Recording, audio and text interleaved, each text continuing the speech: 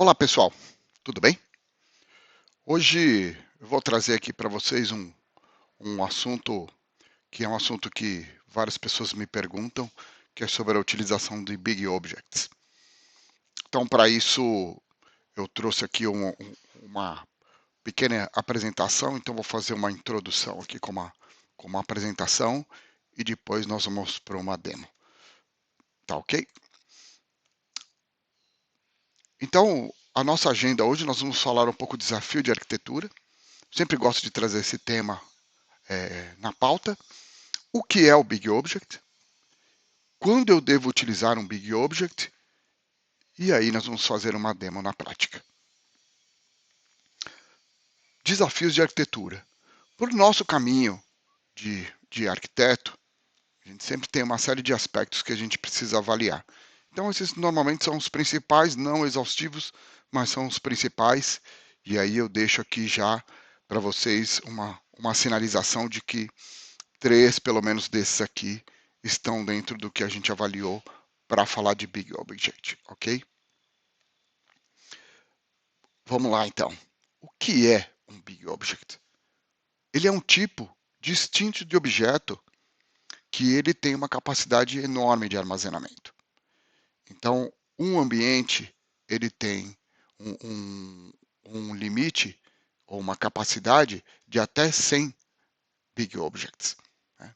Então, esse objeto, a diferença que ele tem com relação inicialmente a um objeto custom é justamente o pós-fixo dele. O custom underline underline C, o big object underline underline B. Né? Então, essa é a diferença. Esse underline underline B, ele é um big object custom, ou seja, que nós criamos ele. A Salesforce utiliza alguns big objects standard. E um exemplo deles aqui que eu trouxe é o Field History Archive, que é utilizado no Field Audit Trail, né, do Shield, que ele guarda e você pode ter o histórico de alteração dos campos por até 10 anos. Quando eu devo utilizar um Big Object? Basicamente, são 3 situações que eu trouxe aqui, que são as mais comuns, porém, isso fica a critério de quem vai utilizá-lo. Né? Então, primeiro aqui é a visão 360 do cliente, ou seja, você precisa armazenar informações em grande volume, normalmente de navegação. Então, a navegação que ocorreu em um site, por exemplo, todos os page views que tiveram, quem acessou.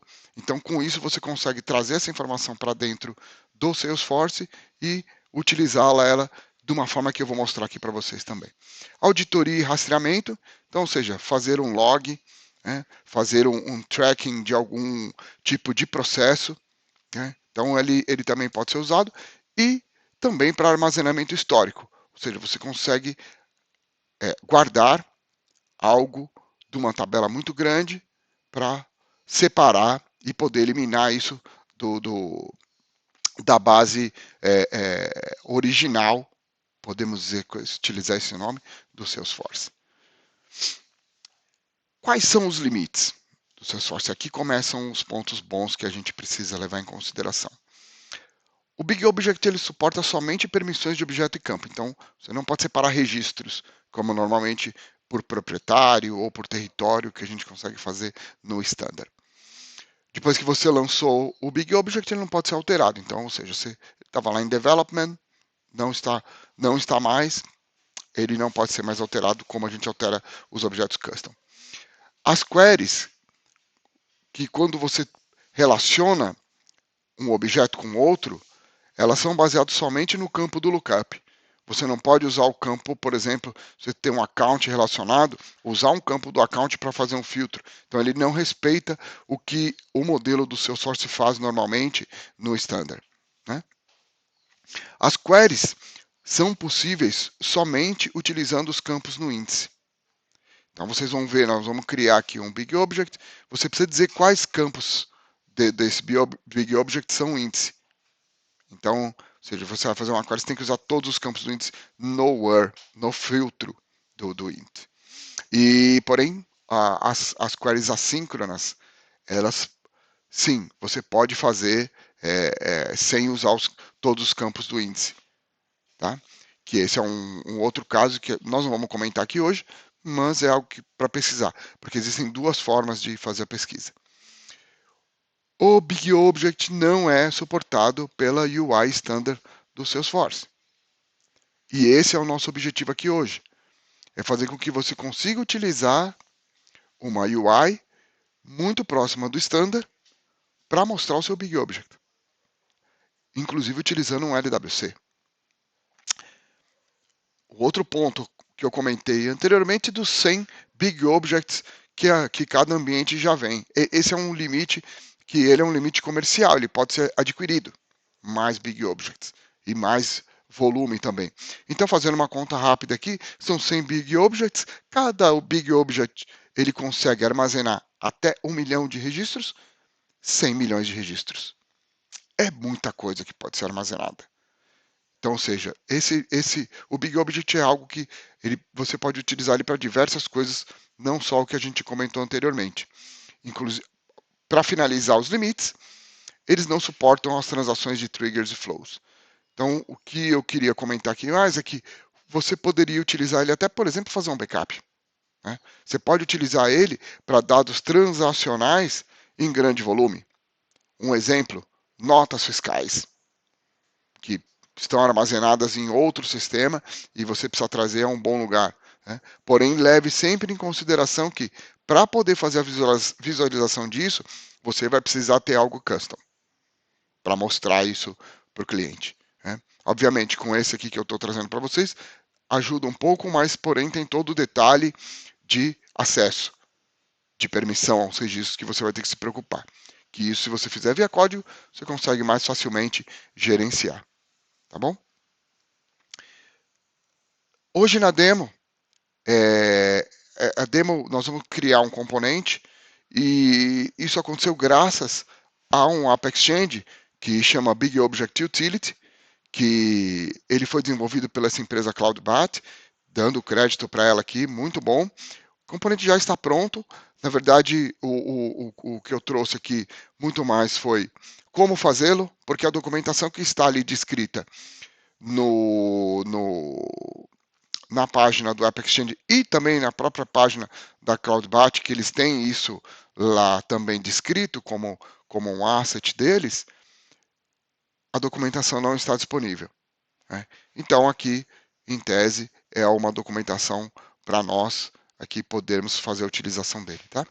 Aqui tem alguns links, não se preocupem, eu vou compartilhar isso aqui no artigo lá no site do CRM Table. Né? E no próprio vídeo aqui eu vou deixar o link para vocês também acessarem diretamente o artigo lá, tá bom? Então, obrigado por enquanto, vamos para a demo. Para a demo eu vou utilizar o Visual Studio, né, para poder fazer para poder fazer a criação do componente e também vou usar o próprio Salesforce aqui para poder fazer a criação do objeto. Né? Então, o primeiro passo que nós vamos fazer aqui é entrar no setup e fazer a criação do nosso Big Object.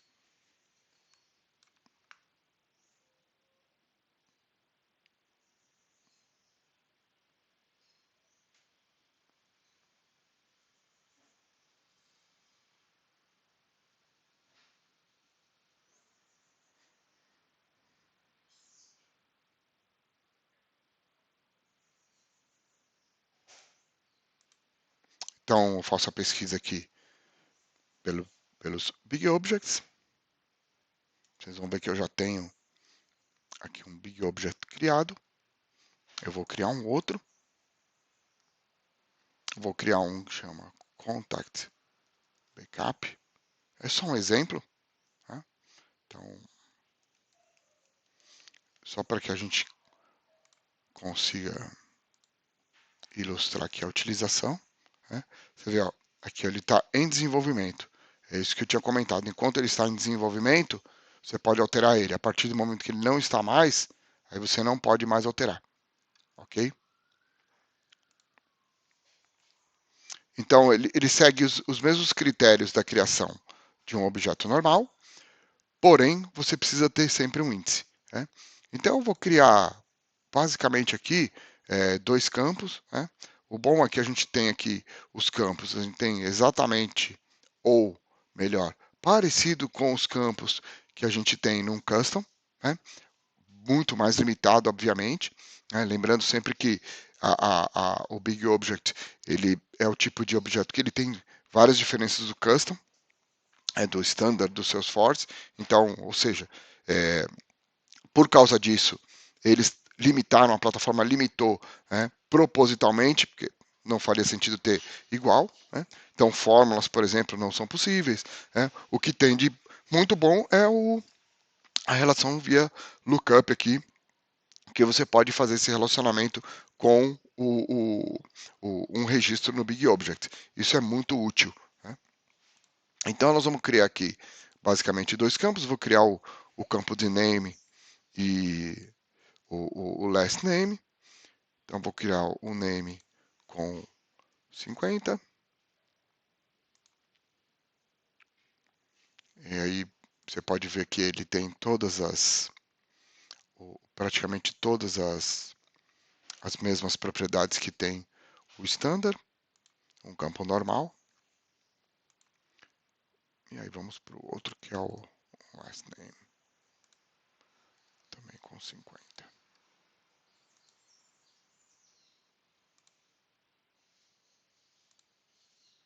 Deixar disponível.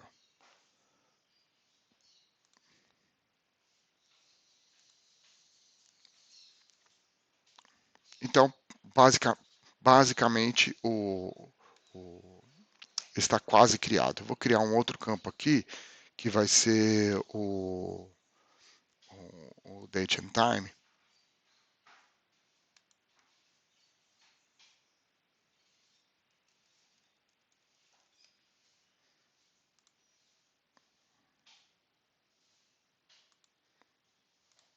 Que é o campo que nós vamos utilizar ele como índice.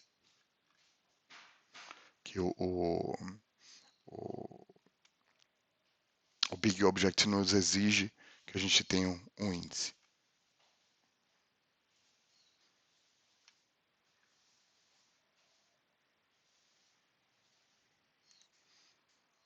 Aqui tem uma dica super importante. Se vocês perceberam, eu não consigo criar um índice aqui. Então, ele não me aparece aqui o botão de novo. Aí que está a pegadinha. Então, como eu vou utilizar só o campo de data, você entra aqui no campo, editando, obviamente, ele tem que ser requerido. Ele tem que ser obrigatório esse campo. Só assim você vai conseguir criar o índice. Então essa é uma dica muito boa aqui. Então, viu? Agora o botão apareceu. Aí só vai aparecer, obviamente, o campo de criação. Né? Então você diz aqui qual que vai ser a ordem. Você vai ter que dizer o nome aqui. Então vou colocar aqui que é Contact Creation Date. Um nome bem sofisticado. Ok? Ele precisa ter esse nome. Tá? Tinha que colocar a posição. Que você pode ter a ordem aqui como se fosse uma chave primária, né? Então, atenção nisso, porque esses campos que você define aqui como índice, eles serão os campos que você, numa query, numa SQL básico, você vai utilizar. Quando é que você utiliza essa situação? Que esse acho que é o mais importante. É justamente quando você precisa de alguma informação na user interface, ou melhor, quando você precisa de informação na hora. Então imagine que você tem tanto uma tela que vai mostrar, por exemplo, um resumo de notas fiscais daquele mês. Então você consegue fazer uma query que já traga as notas fiscais daquele mês. Né? Outra coisa que você conseguiria fazer, você quer fazer uma conta dentro de uma trigger, que está fazendo um processamento de qual foi o faturamento desse cliente no mês anterior. Então, ele faz uma query que pega aquele período e faz o cálculo. Então, ou seja, sempre vai ter que ser baseado, nesse caso, por exemplo, que eu falei das notas fiscais, o índice no mínimo deveria ser a data da nota fiscal e também o número da conta, o número do cliente, o código do cliente, ok? Então, nosso objeto está criado, né? Então já temos um objeto de contato. O que a gente precisa fazer agora é criar uma aba, uma tab para esse cara. Onde a gente acha esse cara?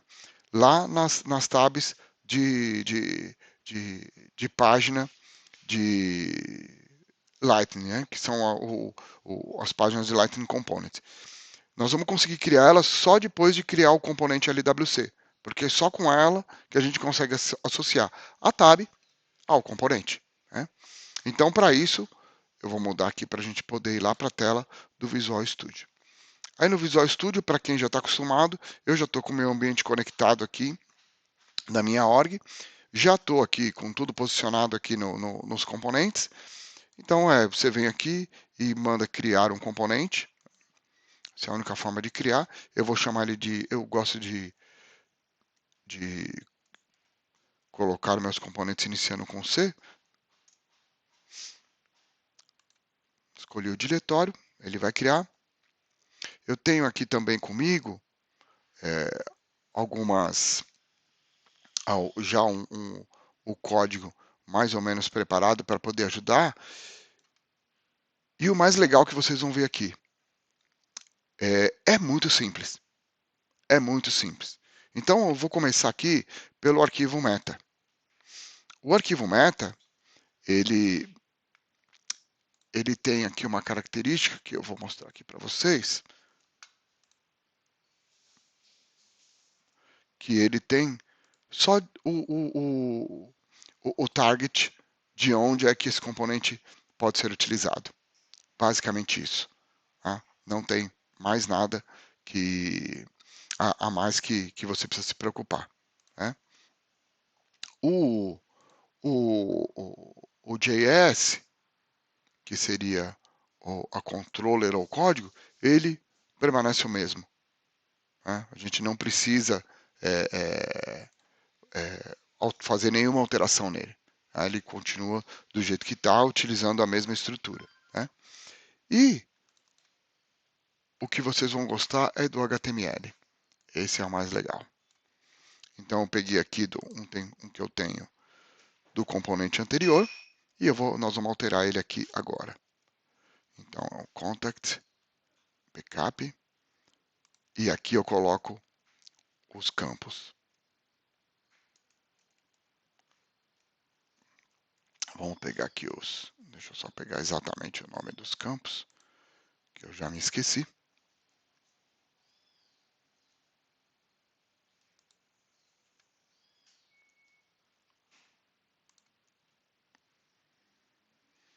É o campo, o last, o name e o last. É o name e o last, ok. A data de criação eu chamei como creation, somente. O padrão não ficou muito bom, mas ok. Confirmando o nome do objeto, contact backup B.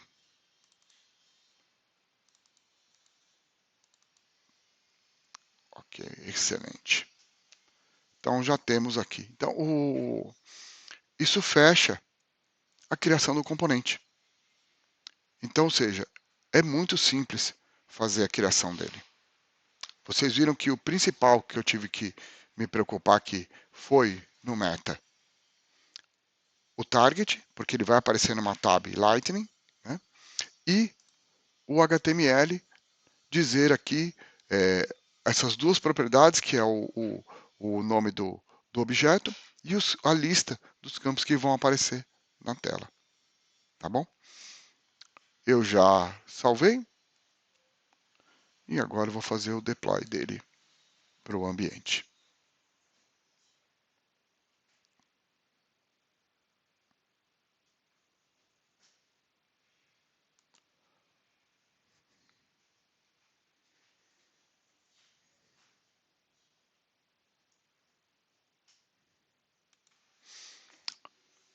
Bom, economizei para vocês aqui alguns minutos. O deploy foi feito, já está no ambiente. Agora nós vamos voltar lá para a tela do Salesforce e vamos checar como é que estão esses componentes, se ele foi deployado mesmo ou não.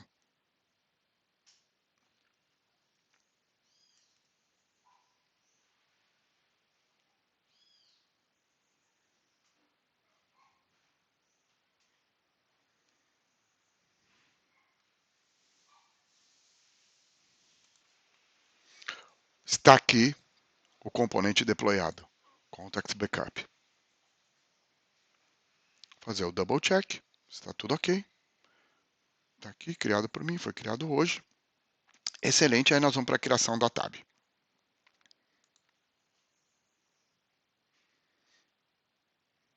É super simples. Ele vai abrir o Contact Backup aqui, o componente. Eu seleciono ele. O nome da tab será Contact Backup. A gente precisa escolher aqui um ícone. Vou escolher uma caixinha. Vamos dar o acesso.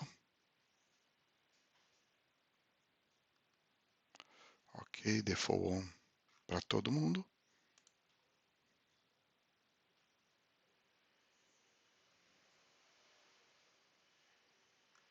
Ok, maravilha, salvou.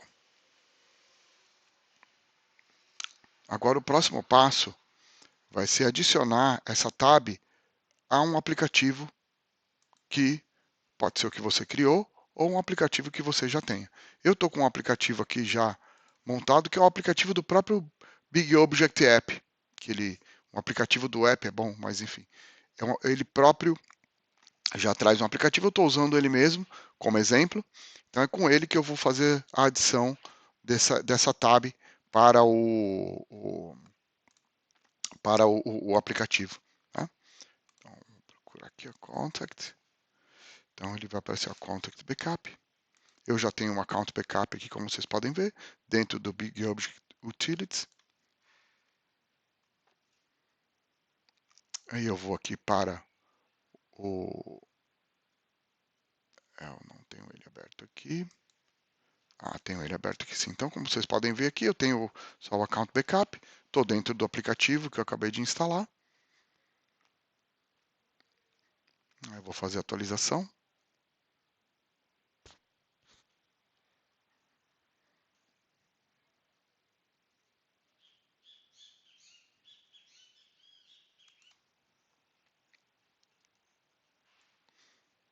Economizei alguns segundos do vídeo, porque estava um pouco lento aqui para carregar. Então, o objeto já está aqui.